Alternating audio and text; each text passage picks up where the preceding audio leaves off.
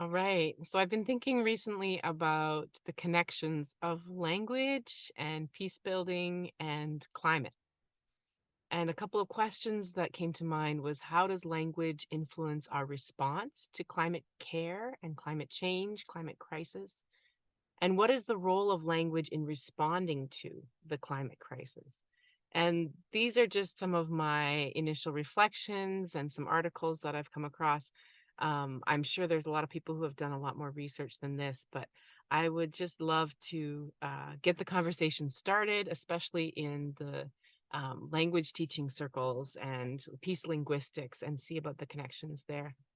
So, one thing that first came to mind is that how we talk about climate change matters.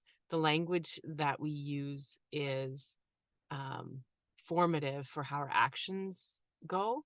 And so often when we think about climate and the issues around it, we can hear different kinds of language. And this one article that I came across talks about the language of peace and how much when we are facing a challenge do we use metaphors of war and violence to deal with it?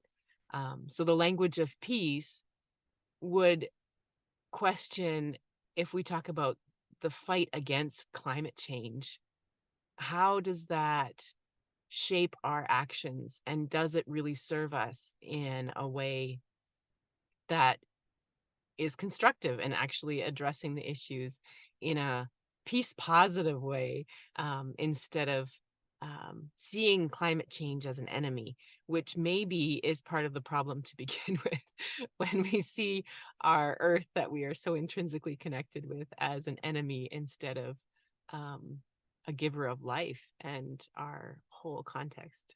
So I wonder about that and fighting climate change. If we don't use that metaphor, what other metaphors are there that could be more helpful than fighting? I would love to hear, and I would love to hear what conversations people are having about that. Another article that I found was interesting, talking about um, the language that we use and specific terms that are shaping our perception of it maybe in a way that's not helpful. So the example in the chart here, talking about climate disruption instead of climate change, um, instead of using kind of euphemisms like clean fuel for natural gas, talking about it as methane gas sounds a lot worse, right? Um, so questioning the kinds of terms that we're using. And I don't know, it's a great experiment to see how language could be helpful in shifting people's perceptions. So this is an interesting one. Um, this article is also very interesting, a little more complex, and it went into a number of different areas, but it looked at the connection between language and ecosystems. Um, Ecolinguistics was a term that I found in this article, that I hadn't come across before, but it's the kind of language that we tend to use to frame environmental issues. And our ecolinguistics can reveal our beliefs. So I wonder if that could be referencing what I saw in the last article. For example, the use in English of using special pronouns for people, but using it to talk about anything in the environment.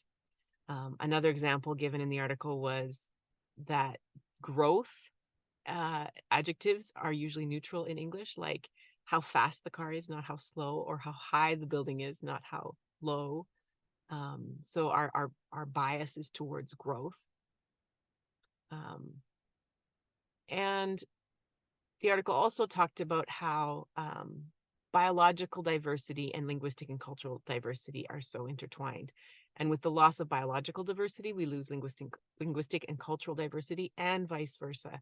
So much of the communities in biodiverse areas are integrated in their language and their environment. The article talks about these as folk taxonomies, and it's the traditional knowledge that's carried by the language. And so Indigenous languages hold incredible knowledge and wisdom about the places where those languages are used.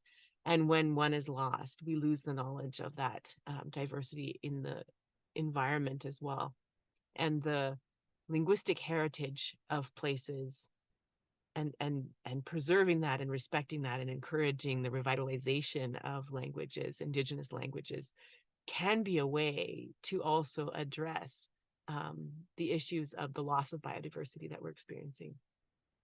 So I thought that was a very interesting connection between language and climate that I hadn't considered before, but is incredibly intrinsic to um, direction for the future as well.